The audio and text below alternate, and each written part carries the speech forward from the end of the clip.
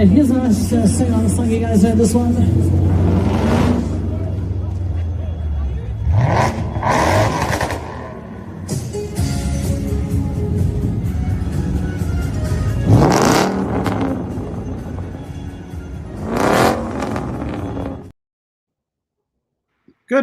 Good morning, another wonderful morning here in Pretoria East, and we are so proud and so privileged to have Nici and Craig Hanley with us today. Now, on the 18th of April this year, there was an amazing event that took place, and there were 237 Mustangs, a 10-kilometer convoy of just Mustangs that traveled between Johannesburg and Pretoria. And if you were not there, today is the time to sit in and listen to what Craig and Nici's story is about, what their passion is. And it's amazing. It's amazing when you get a couple together to come along and actually put together something amazing as this. They donated 350,000 Rand towards charity just that day. So we're going to hear this story. So welcome to the show, Nici. Welcome to the show, Craig. Great to have you here. And welcome to our co-hosts, Mana and Glenn and Russell. Unfortunately, Wilhelm can't be here today, but we're going to be talking to Craig and Nici and hearing about their story and where it comes from. So welcome to the show, Nici. Welcome, Craig. Great to have you here. Thank you. Very privileged. Craig, Nici, the one question that I have to you: where did this all come from? When did this start? This passion for Mustangs, and when did the actual start? What happened? What was the story behind that? Yeah, so there is a bit of a story behind it, and it goes in conjunction with a lot of battles and things that a lot of our members go through, and a while ago, I was exceptionally ill, and while I was lying in bed, going through Auto Trader and looking at funny little things to buy. As guys, we look at cars and motorcycles and what we could fill our garage up with. Women look at shoes, we look at other things. So, and I came up with an idea that I need to give back, because I got a second chance to do something good. So I decided that I was going to buy a Mustang. Nici knew nothing about it. I did it all sort of on the low, didn't inform her about anything. And I was lying in bed and I said to Nici, listen, you need to take me somewhere quickly. We need to go and have a look at something. And when we got to this car dealership, there was this bright orange Mustang with a ribbon on it, and Nici saw my smile go from one side of my face to the other side of my face, and I said to her, listen, there's a lady waiting there in the office here, just got a few things to sign. I'm buying this car. And she said, no ways. And I said to her, I'm going to buy it. This is, and I made a promise to her, and I said to her, what I'm going to do with this is I'm going to let us do good for the communities around us and help other people. So I said to her, this car is only going to do good things. And that's where the purpose came for us, for the reason behind the things that we do, is we drive for a purpose. So the Mustang is an iconic car, and it is something really special. And, people that own them, they know exactly what you're talking about. You can have other sports cars and people just see them drive past, but everybody stops and looks at a Mustang. So that was one of the reasons why I chose a Mustang, is because I wanted it to be an impact, and it's also a family type of car. It's not just a sports car. So, you can have a small family. It's family orientated, and that was the reasoning behind it, and that's how we started it. And I'll never ever forget our first run that we had. It's still memorable today. And I just put a thing on Facebook. And yeah, there were 7 cars that popped up, and off we went. And that's how we started. Wow. But now the name Sons of Thunder, how did that come about? So Sons of Thunder is it's from the biblical times. It was It was Jesus' disciples that go out and spread his word, but not in a impact. They go out and they do good. They were his sons.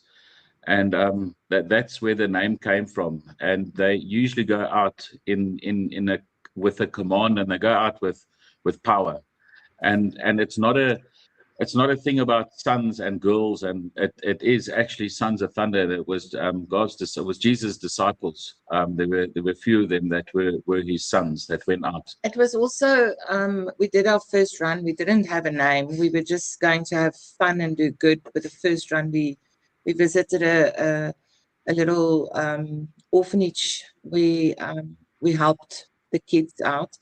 And then I think in that week after that run, Craig said, we have to have a name for what we do. And then my daughter came in and, she gave the suggestion and we ran with it. Fantastic. Wow. And when did this actually start, Nici? When did you actually start your Sons of Thunder? 2024, I think, if I remember correctly. I think it was April 2024. Yeah, the first run was in May. May. The first run that we ever did was in May. In May, yeah. And then no, the first run was in March, and then we had then we launched Sons of Thunder in April, in May. Yeah. Wow. 2024. I think when we made it public that we're going to be like a family, not like a Mustang group, we didn't want to do that. We wanted to be with families every month to do good. I think we had 15 cars that signed up. Yeah. So we officially started signing up members in May. Yeah. And and I'll be honest with you, it was something, I had to go and read up about this. How do you, what do people do? Do you make an official membership? And I wanted it to be something different. Like Nici said, I didn't want it to be a club that you're just this number. And we're also not going over 50 members forever. We'll never have more than 50 members, because then you lose the connectivity between your members. And also 50 is also, a Mustang is a 5.0 liter car. So I said we leave it at 50. Oh, fantastic. Now, what is like the ethos behind Sons of Thunder? What's the vision? It's just to do good and help. That's So it. It's short and sweet. You have to do good. The vision out of my eyes as well, it's just to do good. And there's nothing that we ever do alone. No, we firstly have always, God available, and he's always present with all of our runs. And then the second most important thing is it's our members, our family. We don't do this alone. We can't do it alone. It's these special people that are in our group that make this possible. And that's what makes it so unique and so connected, is that every single person in our group have the same heart as what Nici.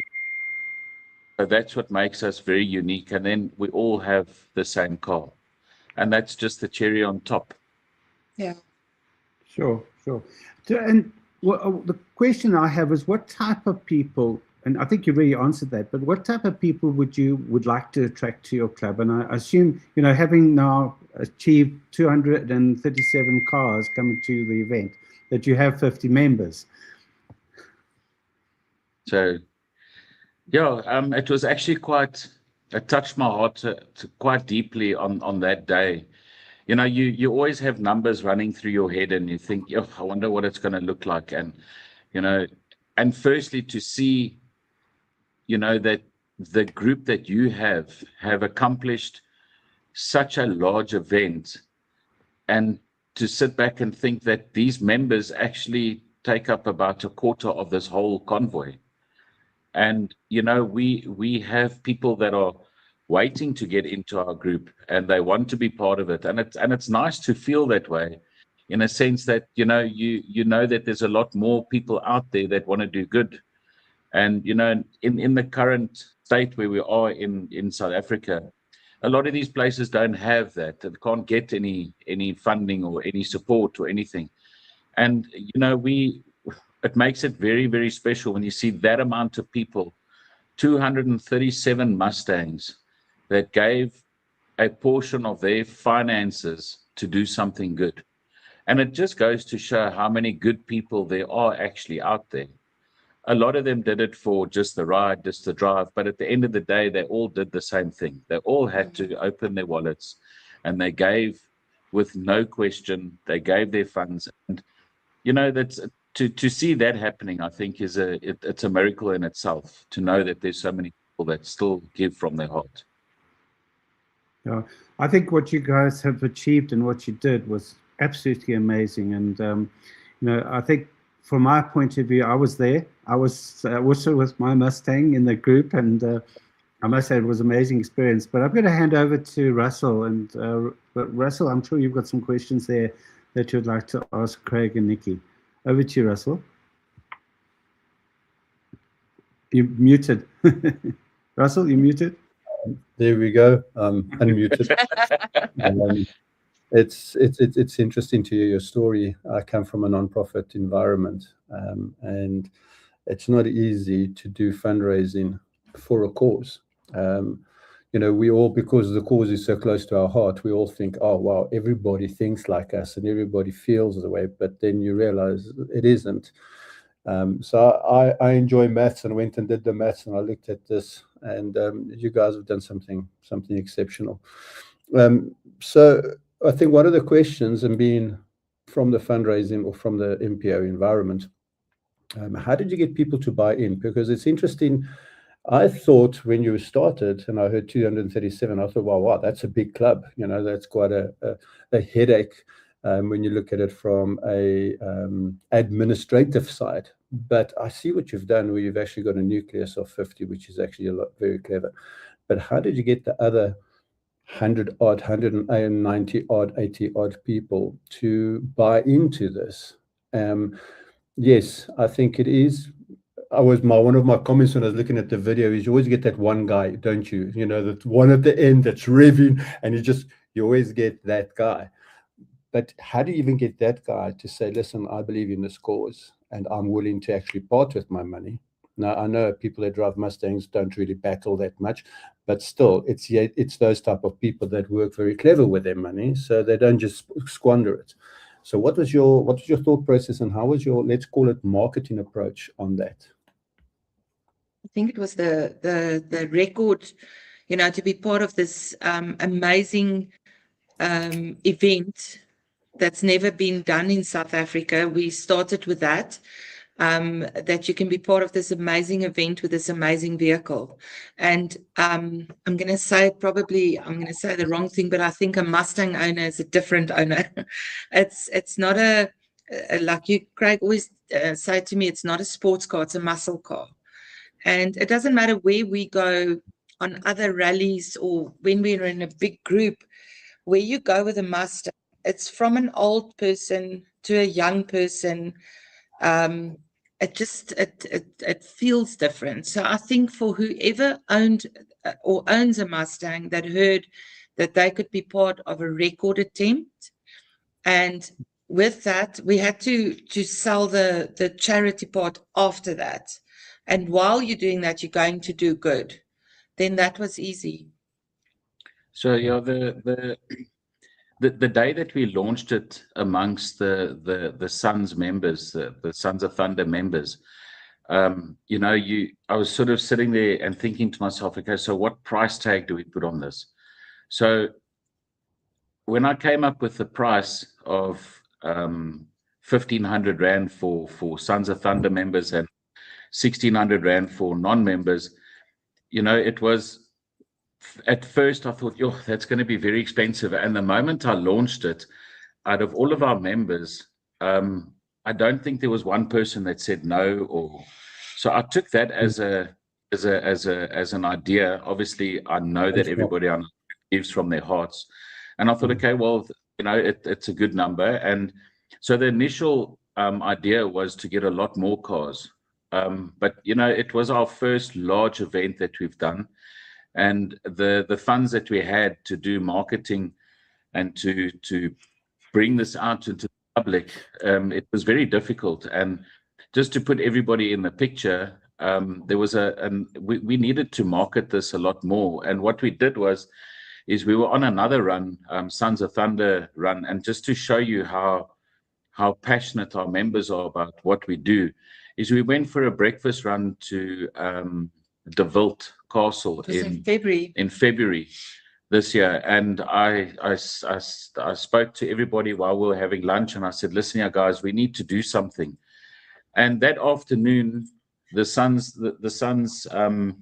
guys, the members, they quickly put together 120,000 Rand.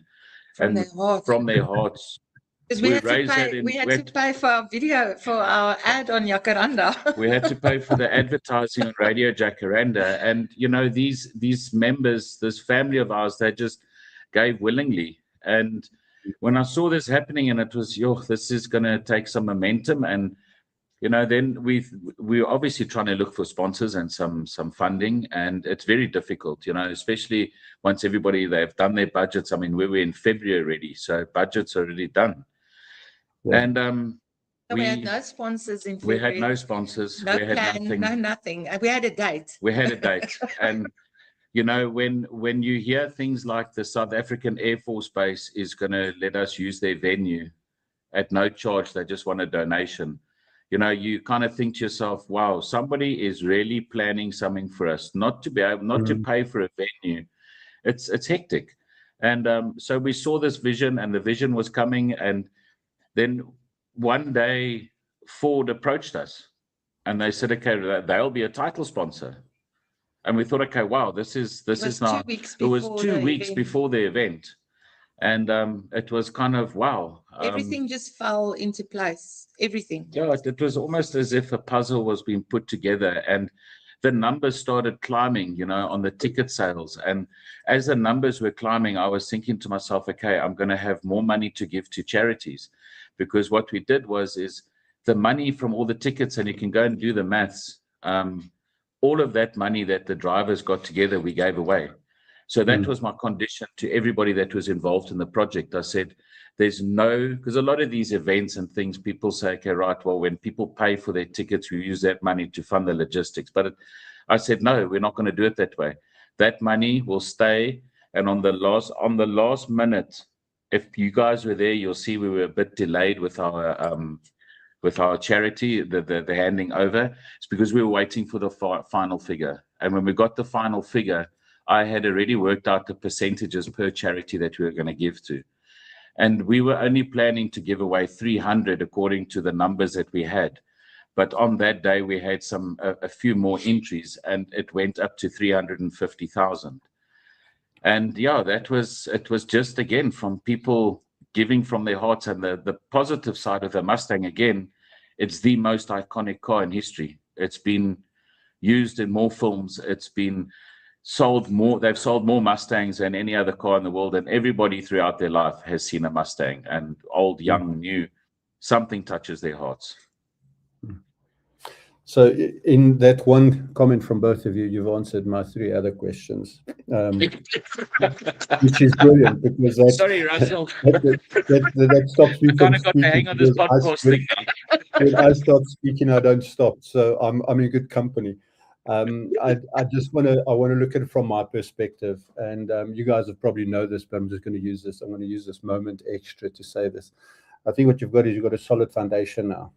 And you need to start now to plan for next year, because like you said, a lot of businesses, they've got their sponsorships tied up for this year, or their money spent on whatever they are doing. So number one, you need to now start marketing and building those relationships. I think your first and foremost ace that you have up your sleeve is, I'd make an appointment with Ford and say, guys, I'm going to do this annual thing. Would you guys be interested to be the main sponsor next year again? Obviously, they'll go for it, because this is not big money for them, but it's a lot of exposure. And once you've got that, it opens up doors to other sponsorships, because then you can go to people like Midas and say, hey, Midas, this is what we're doing. You're doing spares, and then approach them. Go and speak to Ferodo Brakes, go and speak to that whole motor industry. And all of a sudden, you can actually get, I'm busy with another project where I've gone and done co-funding. I'm working with CSI money in the BEE field for communities and so on. where I've set up a model of co-funding. And it's quite amazing when I changed from we need money from you because the government forces you to spend this money to give to us so we can develop what you need to pay for, to listen, we've got multiple people that are investing into the same. It de-risks them, number one. But number two, it takes that burden. It just lowers the burden. So definitely, I think you guys have got such a solid foundation. You can make this into a national event. The one question I do have, it was a record attempt. Is this a Guinness World Record? Or is this just a South African record? Because if you can start linking it to something like a Guinness World Record, now all of a sudden you'll start getting international exposure and visibility. So that's my 2 cents worth to you guys. But I think it's brilliant what you guys have done. So with the Guinness World Record, the Guinness World Record, to put you into the picture how that works. So you guys obviously also motorsport promoters were the people that helped us put the event together. And between Sadie and myself and Nici, we approached Guinness in the US, and they put us in touch with their offices in the UK. And we had to pay $1,000 just to register. And we paid that. And then once we had paid that, they said, okay, right now it's going to cost another 268,000 Rand to have a Guinness World Record counted. And it was just out of our reach to have that extra amount Yeah, put they together. don't say that to you when you book. So we want to make it a Guinness World Record at some stage. So the nice thing is the way the cars were counted, and that's all of Sadie's work that she did, is the VIN number had to be registered to the car and the license plate and everything. There was paperwork for it. So we are going to submit it and see what we get, because we have, if you go onto Google and you go and ask what is the biggest Stang event that's ever happened in South Africa. In Africa. In Africa, yeah. The Stang Stampede comes up. It is the biggest event that ever happened, and that has been registered and listed. But we want to try and send our documentation to the Guinness World Company. The problem is they say that they need to have their people here to count.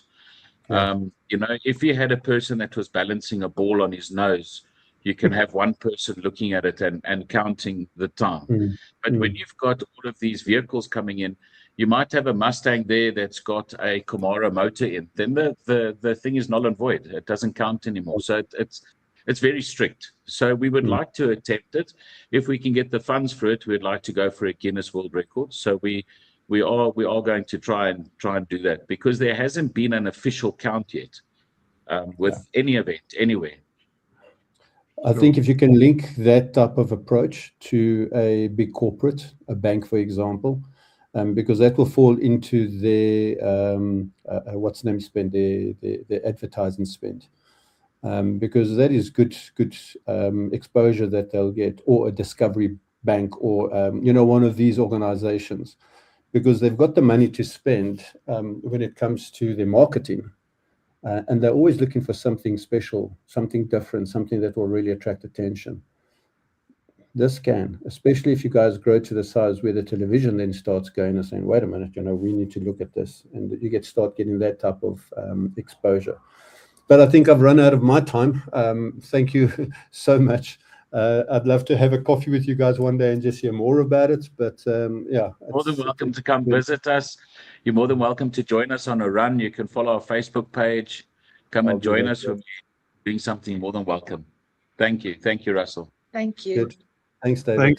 Thanks, Russell. Thank you. Wow, that was so fascinating. I had actually a tear in my eye when you were talking about just how everything came together. I mean, incredible.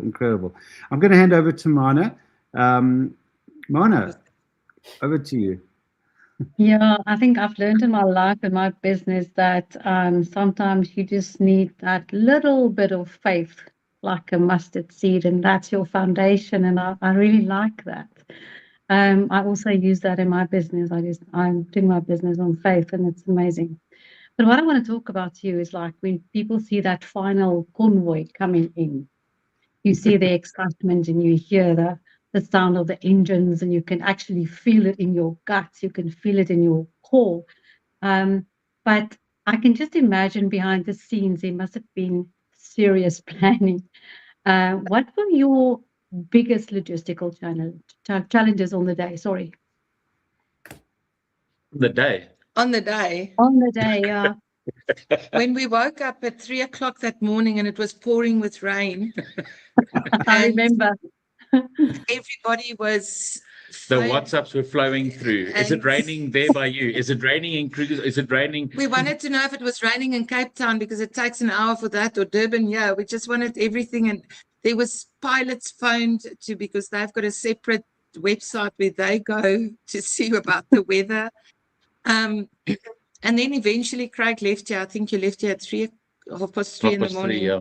And they had their first meeting at Swartkop's with all the marshals and everybody. And there was no rain. There was nothing. There wasn't a drop of rain Yeah. at Swartkop's. And Yeah. when we phoned Tarlton, they said it's pouring. It is No. pouring. then everybody just started driving. And then when I left, it was raining so hard you couldn't see in front of you. But then it wasn't raining in Tarlton. Yeah. So And- it was almost as if the weather followed us and cooperated where we needed to be. And yeah, and I think the most beautiful moment was when the sun came up and Tarlton was blue skies. Mhm. That was our biggest Yeah. challenge because we didn't know Yeah. how we were going to do a convoy for that magnitude with all these guys on their bikes, the marshals, everything. And yeah, it was blue skies. And if you go back onto the weather app for that day, it was 80% chance rain in Valhalla the whole Wow. day. Wow. And then the That- other- yeah, the must other have thing is said that it all we- you need.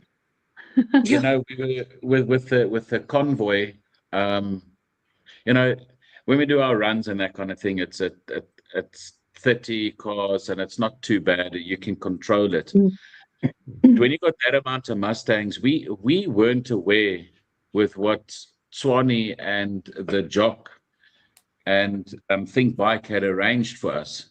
You know, when I looked on my rearview mirror climbing from the one highway to the other highway and I saw that this road belonged to us, they but- blocked the but entire it wasn't. highway. It was. I don't think it was planned to close the N1 and the Krugersdorp highway. Because it was, you know, we just thought, you know, how are we going to now get this and get all of the cars regrouped? And, you know, when we spoke to them afterwards, they said they knew they wouldn't be able to do it. They wouldn't be able to control the traffic between all of these cars.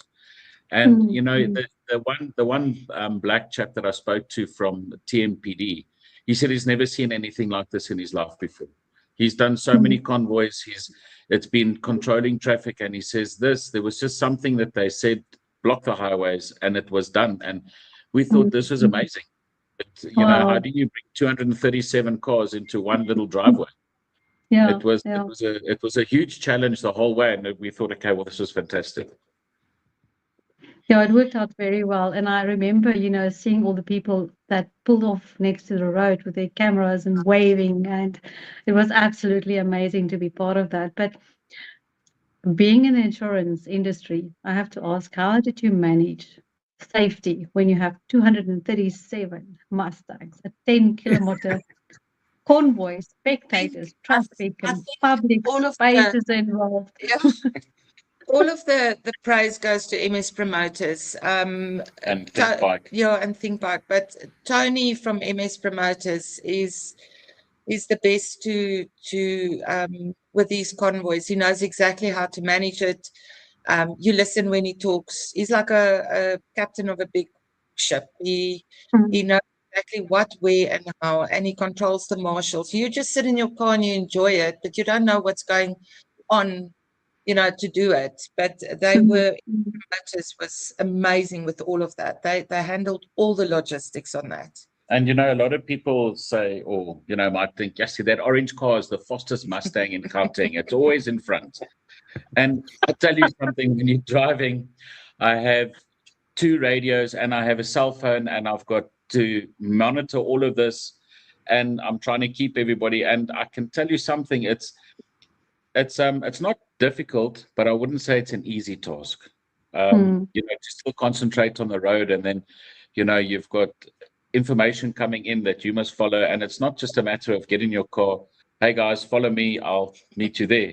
So I think that's what also makes Sons of Thunder, our group, such a versatile group, is because a lot of our people understand the logistics behind it and the safety aspect. You know, we don't go out to wheel spin and donut and race each other. We have a time and a place for those things, and that's why it's family orientated. You know, and I think a lot of people, if you've watched the program on Ignition TV, the narrator of the show put it in such a beautiful perspective. If you go and watch the show, it was, you know, when she said to calm down all of these stallions, these ponies, to calm them down and to listen to them purr down the highway in uniformity. It was brilliant. It was, you know, that was what we made. That's amazing. Mustang doesn't like that. Yeah, with moments that you guys thought, I know working as a husband and wife team can be quite daunting sometimes, ask me, I know, but were there moments that the two of you thought was, is this bigger than expected? Is it bigger than that we could actually manage? Were there times that you thought, hell no, I can't do this? Yeah, every morning since he got up with the idea, I ran away every morning. And there was moments, Craig's not an admin person. He's an idea person. So he'll walk into the office and he'll tell me, this is my idea for the Stang Stampede. And then he'll walk out. And then that afternoon, he would like to know the progress on his idea. So, and then Sadie then I would phone Sadie from MS Promoters, and I would give her the new idea. And I think, there was many moments where I was overwhelmed, and Craig slept like a baby. I was up every morning at 2:00. So there was a lot of times, but I must say the team, we had a very small team, and we carried each other. Yeah. I think that teamwork is key here. What did the event teach you about preparation, teamwork, now that we're talking about teamwork and responsibility, lessons that you learned through this whole process? What would you do maybe differently next time? I don't think anything. We would just like to go bigger.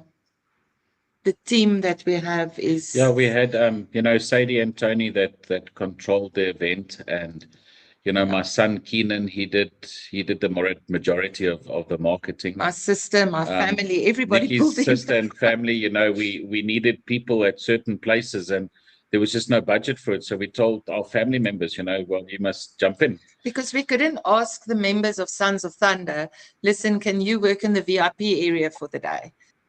Or can you manage the cleaners, or can you make sure that everything is fine for the musical artist if they want to eat something, you know, because they had to be part of the day.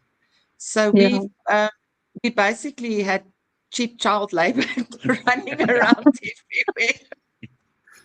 We have a daughter, just so you know. So we had a lot of, and our family, I think, always knew how Craig and I, or what we did with Sons of Thunder, but they've never been part of it. And now everybody, our friends and family that helped us, you know, they're asking us, listen, will we be part of it again? Because they love being behind the scenes. And I think just the feeling of that day was very overwhelming. Yeah, I think that answered one of my questions I had was, do you actually have to own a Mustang to be part of this day? But there are so many things that people can do, can help, give their time in order to make this a success. Absolutely. Okay, I think that's me for now. Over to David. Thank you. Thank you, Marla. Thank you. Wow, this is amazing what you guys are saying and what you've done. It's just absolutely amazing. I'm going to hand over to Glenn. Glenn, over to you. Thanks, David. Appreciate that. And great to meet you, Craig and Nikki. So inspired by your story, I must admit. I have a statement that I often use, and it is so relevant to what you've done in this situation and what's taken place. And the statement is simply, go after a dream that is destined to fail without divine intervention. And I really believe that's exactly what's taken place here. Nici, you said that hubby's a visionary, and that's exactly what it's about, that amazing vision. So, okay. Thank you. My daughter's just brought me something to drink. What is it? Coffee. She can also help out. I'm sure she'd love to be able to help out as well. She's a dancer, so we can make a plan. Okay. My first question really is about purpose, and you've discussed purpose. I'm really into purpose, and I wanted to ask the question about the charity. Why was charity such an important part of the Stang Stampede? It was. He's going to answer here.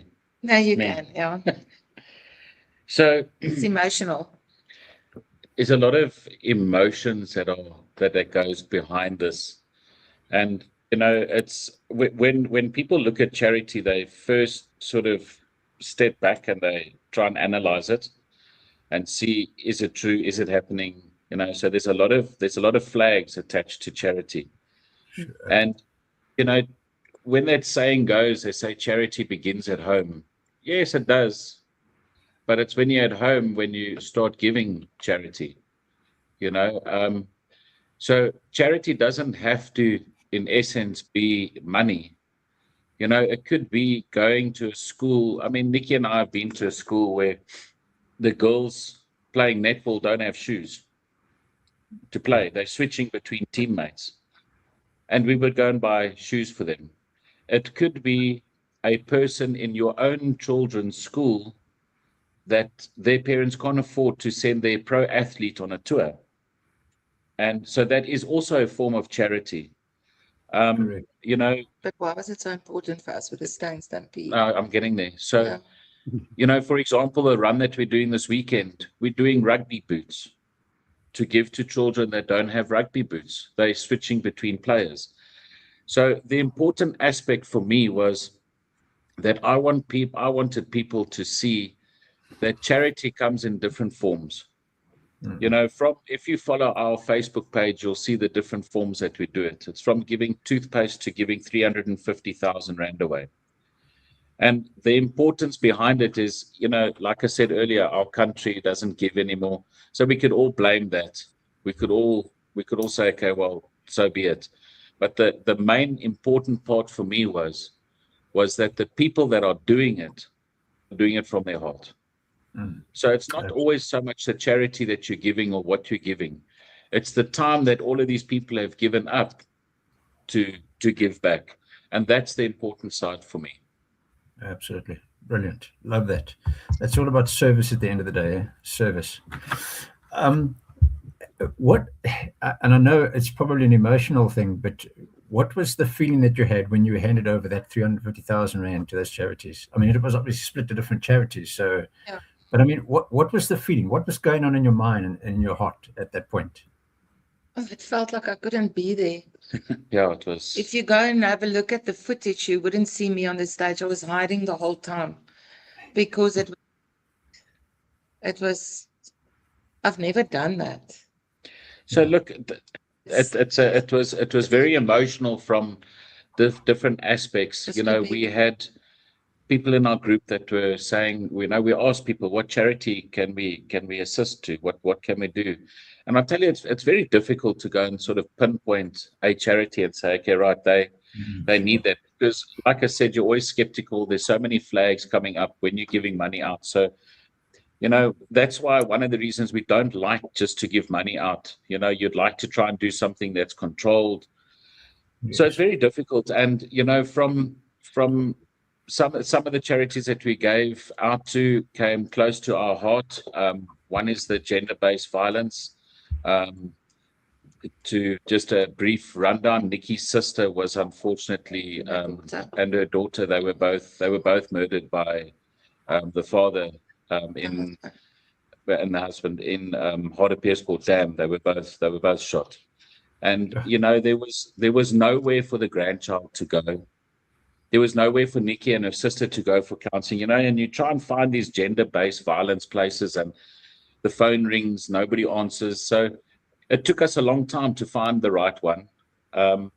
The project that's running for the dogs and the animals, that was also very unique. It wasn't just the SPCA. It was a very unique charity that we gave to. And then the lady that does that her child has got the bad case of epilepsy, of Lauren. I opened up my Facebook page and I saw an article of that, and it struck me. It was something that I wanted to do, and it was good. And to Good Morning Angels, it's going to some good cause, what they're going to do with it. And to the Acting Foundation, Liz Mayring has been inside the industry for years. She's been an actress and participating for years and years. And she's very, very into charity herself. Everything she does is for charity. And and that organization that we gave money to, she's on the board of this organization. They look after actors of South Africa, black, white, Indian, that gave their life up, for us to enjoy the TV and their programs, but nobody looks after them when they're ill or old. So, and then the Gift for a Child is also a house with children. Nobody looks after them. So everything was chosen very. So all of them were close to our hearts. Yeah. All of them really meant something. And that's why I say, again, it's easy to give money to, for example, the AIDS Foundation. You would never see any benefit of it. You could put R1 million in there. And, not to knock the AIDS Foundation, but we really go into a lot of depth on who we would like to give money to. Excellent. Love that. Fantastic, man. Really amazing.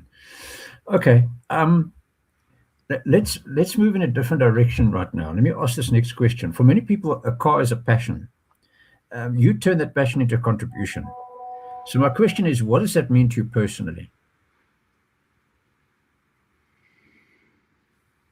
Personally, I didn't think I'd ever be able to do something like this, ever. Being a person that's just visionary, it's illiterate. Paperwork is not my thing. I didn't think that I would be able to do anything like this. And, with Nici and my kids by my side, they give me the energy to do it, and they give me the realism, passion behind it, that why I want to do it. And it's just so great to give back. It's for me, just to give something back. I'm happy to do that. I've got everything I need, from family to toys or whatever you want to call it. I don't need anything. Your life is full. My life is full. So Absolutely. why not try and fill somebody else's? It's just a little. Amazing. Fantastic, man. Last question from our side, then I'll finish off. Just a bit of a different thing. I often deal with people, and one of the biggest challenges that most people have, whether it's an NPO, whether it's a charity, whether it's even a business owner, entrepreneur, one of the biggest challenges is always, I don't have the money. They come up with this idea, this vision, this thought, brilliant, and they go, I don't have the money. What would you say to them to actually overcome that? Being through the situation that you've gone through and hearing your story, what would you say to them? No answer that. You can answer, yeah. Never take no for an answer. It doesn't matter if it's the bank or if it's the government. You just never take no for an answer. And if there is a no, then that's why you call yourself an entrepreneur or somebody that wants to do good. I think actually, if you're from South Africa, you're diverse. You take another avenue. You just never, ever give up. Fantastic. That's the biggest lesson we've learned. So I'll give you a very good example. There's a young girl in our group.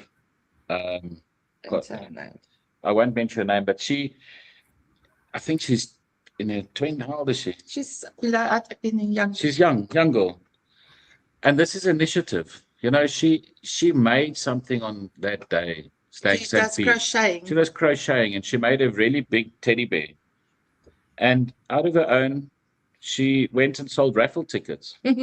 For the charity. Wow. At the end of the day, She made so much money. she made so much money that she said that's her contribution. And so anybody that's got an NPO and they want to do something, there's so many different ways. The people with the animals, they had 2 things that they were also raffling off that day. They made so much money. So you can't just, other charities or other NPOs will just sit there and wait. You can't. You have to do something. You have to get up and go. If you want to make it work, you can't just wait for people to come to you to give you money. Yeah, very true. Excellent. Thank you very much. Love your answers, and so great chatting to you. Back to you, David. Thank you. Thanks, Ben. Wow, thank you so much. There's so many comments coming through on the comments from the various people listening. So really thank you for that. And if there's anyone who'd like to ask a question, please put it in the comments, and I'll pose it to Nici and to Craig. One of the things I'd like, David, yes, may I jump quickly before you carry on? Yeah, please go ahead. Yeah. I just want to, Nici and Craig, I just want to say that I don't have a Mustang, but next year I would be eager, my wife and myself would be eager to help where you might need some help with the day. Thank you. I love your cause and I love what you're doing. I had a question about the charities, and you went and answered my question. But I want to make a comment about the charities. What I do like is that this was not just giving to charity for the sake of giving. It's a tick box type of effort. This was thought through. You went and aligned yourself with charities that actually really did touch you, and charities that could actually do what they say. Coming from that environment, that's one of the biggest issues we always had, was it's such a terrible black hole. There's so much money going into it, but there's not enough that comes out. The input is big, the output is very weak. And those were the challenges that I had to continuously fight to show them that we were different. So I love what you guys have done. And yeah, my wife's not here. Normally she sits in on this, but I am definitely volunteering our services, even if it's just to park or to show parking, whatever. I don't care. We'd like to get involved next year. So we'll exchange numbers. I know that we on a time schedule, but I'd like to just say on that point, 2 days before the event, I still didn't have a GBV donation that I could give because I couldn't find the right one. And then I said to Craig, it's fine, we can take my part and then divide it up between all the other charities. And I also just found this lady on Facebook, and I phoned her, and it was the next morning she came and saw me, and she did exactly, when I asked her all the questions, she helps each and every person that's nearly been killed, or the people that are left behind, that kind of thing. And that's what I wanted. I didn't want somebody just to take the money. And actually after the stampede, I think it was the Wednesday after that, she opened her own NPO, and she's now, yesterday, she sent me pictures of, she saved a 19-year-old lady that lived with her boyfriend. She saved her life that week because of what we did. Money can't buy that. Yeah, she had the money that we gave her to put this girl into safe house, to pay for a lawyer, to get the guy locked up, everything. And that was very emotional. Yeah. Well, if that whole day was just for that one life, then that's so be it. Hey? You can't buy that life for that amount of money. 350,000 Rand doesn't cut it. But then that we did 300, or how many Mustangs, 237 Mustangs saved a person's life. And also Lauren had her daughter had her operation, I think. She's had her first operation.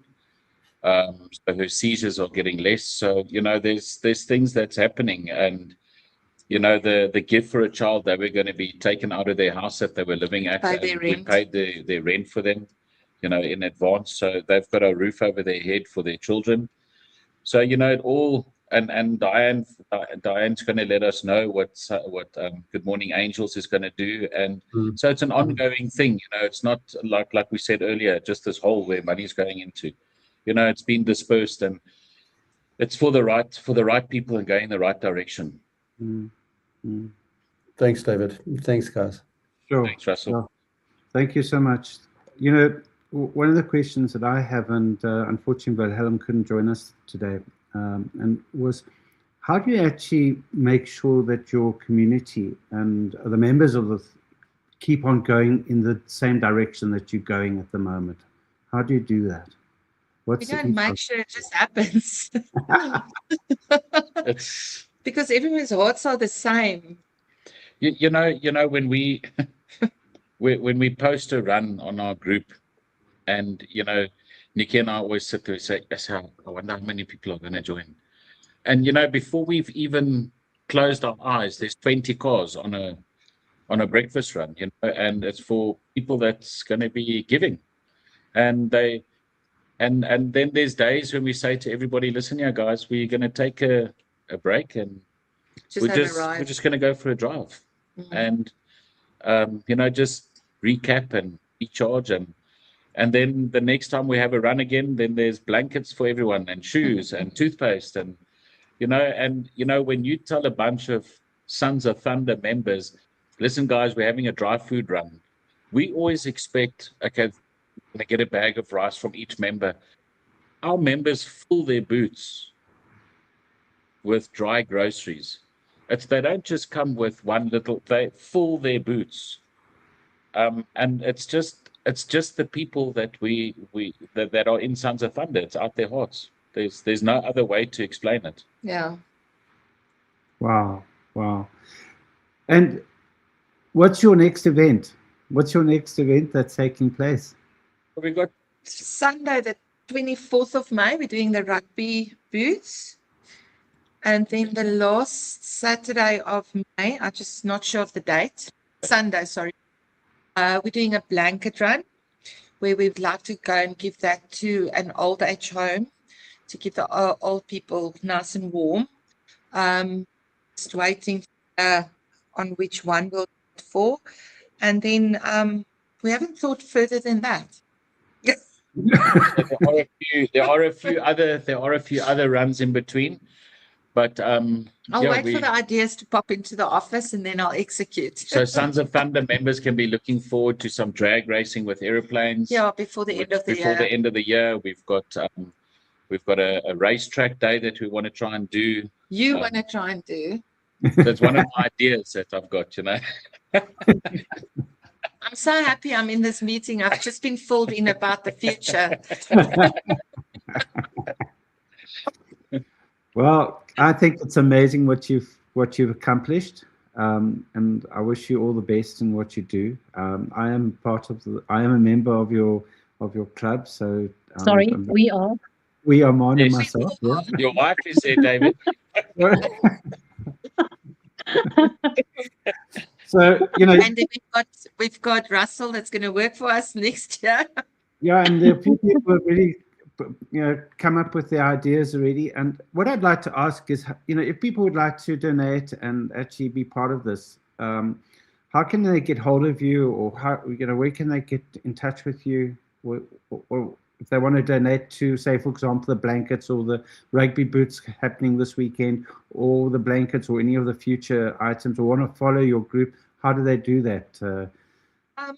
Our most visible thing is our Facebook. Our social page is our Facebook page. We've recently just started our little TikTok page, but that's just for videos and that kind of thing. But we post our things on our Facebook page, and we also just want, we never take money ever from any organization ever. We'll never do a monetary donation. It will always be something that we can give. So they can either follow the page, and if they want to go out for a day and go and look at the Mustangs on that specific run, join us. They're more than welcome to. They obviously wouldn't be able to ride in the convoy with the Mustangs, but they can have a look at the end point. Or if they wanted to donate anything, you can. Our address is on the website. On my our telephone page, number is on Facebook. or Nikki's telephone number on Facebook, and they're more than welcome. We're based in Centurion. Fantastic. And what is the website's name? No, we don't have a so- website. The Facebook Facebook page. page. Well, what's the Facebook's name? Sons of Thunder Mustangs. Fantastic. Yeah, just look for SOT. I've actually just gone onto your SOT, Facebook. yes, Yeah, so SOT, Sons of When you Thunder go Mustangs. Sons of Thunder, there's a couple that come up. So the SOT Yeah, is so the one it's that SOT. I'm following you. Fantastic. Fantastic. So please follow Sons of Thunder Mustang.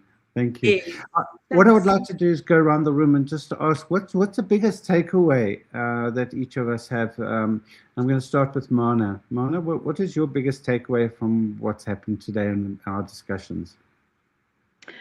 I think my biggest takeaway is like what Craig said. He had a dream, and he followed through, and Nici followed through that dream. But it all starts with a dream, and just get it done. Nothing should be in your way. And then what Nici said, if somebody said no, you just find another avenue. I mean, it's as easy as that. But kudos to you guys. It was an amazing day, and David and I are looking forward for our next drive, which is a Sunday. Yes. Thank you. Fantastic. Glenn, what is your biggest takeaway? I actually have three things I wanted to mention. Number one is very simply, all things are possible for God. The second one is, as far as Sons of Thunder's members are concerned, I just have this one word, and that is the word unity. Just absolutely fascinating. And then just again, the power of vision. It's just incredible. So yeah, congrats you guys. It's just amazing. And I definitely want to take part of this myself as well. I'll be following you too. So bless you guys. Have an awesome Thank time. you so much. Thank you. Thank you, Glenn. And Russell, what is your final takeaway? I love the fact that you're a husband and wife that's doing this together. My wife and myself also do as much as possible together. She came in yesterday. We had a meeting yesterday morning together. And then last night when she came in, so we split up. And then she said, the day's been too long without you, because we're just so used to doing things together. And that's why I say normally she sits here and she listens in. So I definitely think that is inspirational. And there's another couple that's on this together as well. And that's David and Madna. And, you know, it's inspirational. I love seeing couples do things together, because that's true unity. But my takeaway, and I give this to you and I honor you for this, is family stand together. The fact that your family gets involved.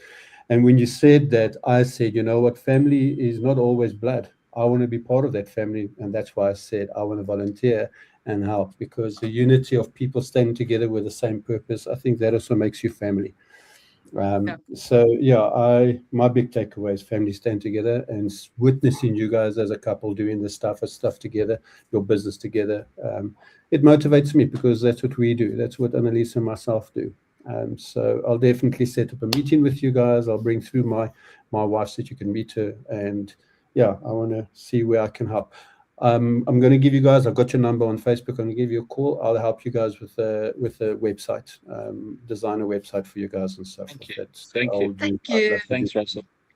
Thanks, Russell. Oh, thank you so much. Nici, Craig, what's your final takeaway of today's discussion? You can go first. I'm blank.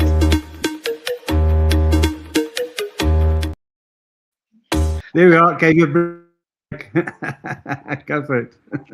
I think it just brought back all those. My takeaway was, I don't think you and I ever realized what we've done.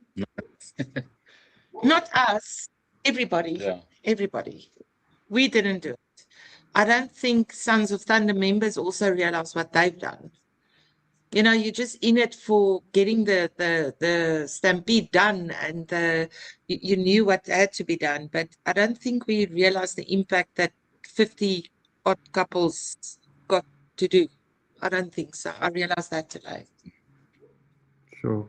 Thank you. Thank you. Thank you to the couples. Craig, go for it. So when I first heard about this podcast, Nici sent to me, David got hold of me, he wants to do a podcast with you. So he didn't know what that was. I didn't know what a podcast was. I knew that all of these Lani people do podcasts, and it's I thought it was like, I don't know, we're going to exchange numbers and say how's it, and so it's been really awesome to meet you guys like this, and the questions that you've given are very well thought out, and it was really a privilege to answer them. And I'd like to end off by saying that there is a bit of a surprise. We're coming back next year with a bigger stampede. Yeah. But nothing yet. but nothing yet. No, nothing. So, yeah, I see we're still live, but it's fine. Shh. We're still We're live. coming back next year. We're with going the- big, just watch the social media. We're going to be doing something bigger and better for next year. Fantastic, fantastic.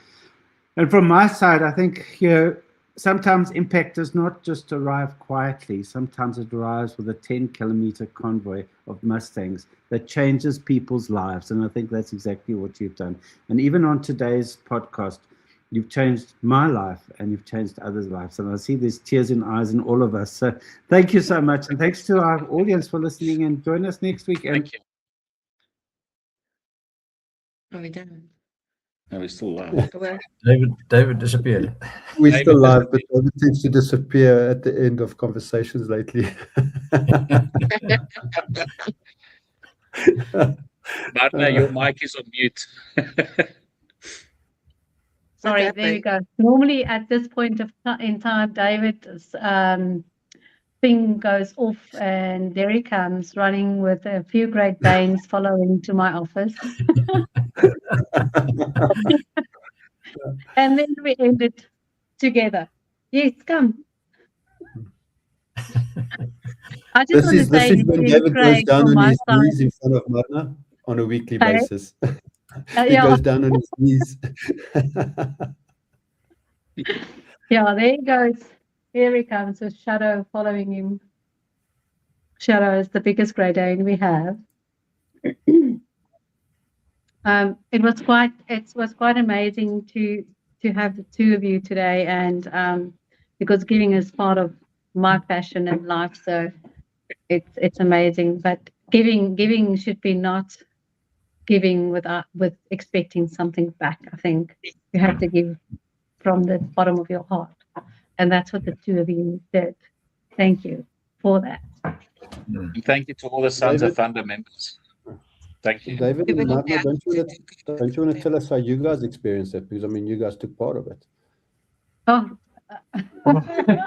we were also concerned about the rain. yeah. And we left at about, I think it was about 5 or quarter to 5 or something in the morning. And we drove from Pretoria all the way through to the event.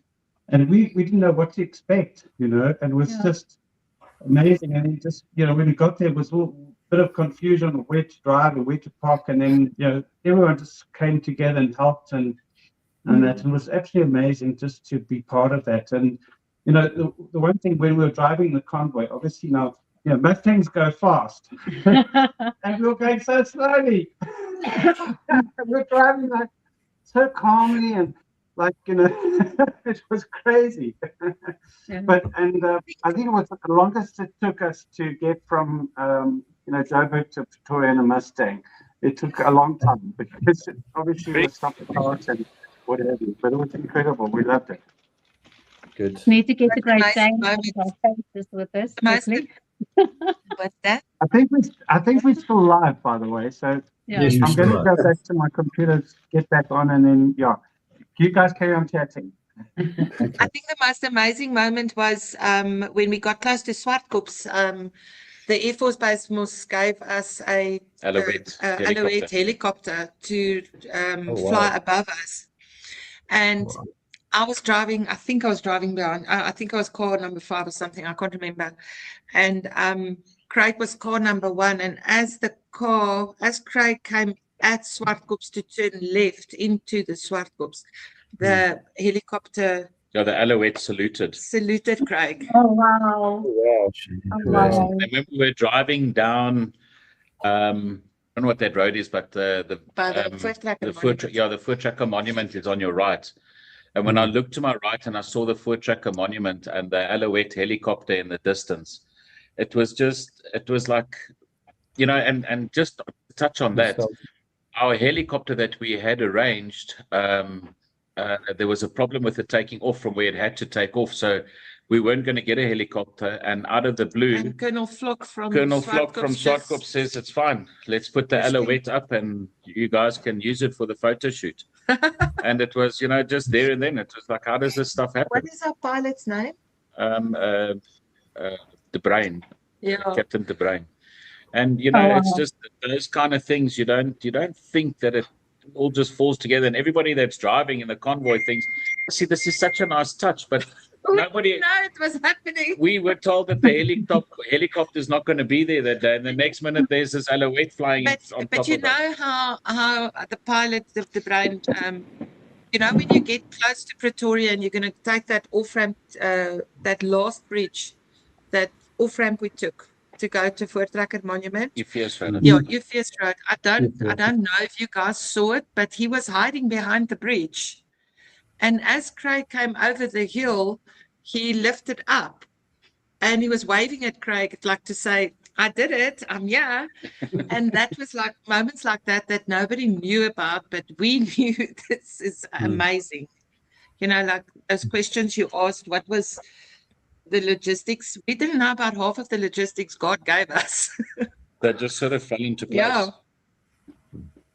Sure. Well, Well, guys, we've run over time, so I'm going to say goodbye, but I'm going to ask all of us just to stay on, watch the end video, and then thank you to all the audience for listening in, and then just stay on. We'll just end off when the video is finished. All right.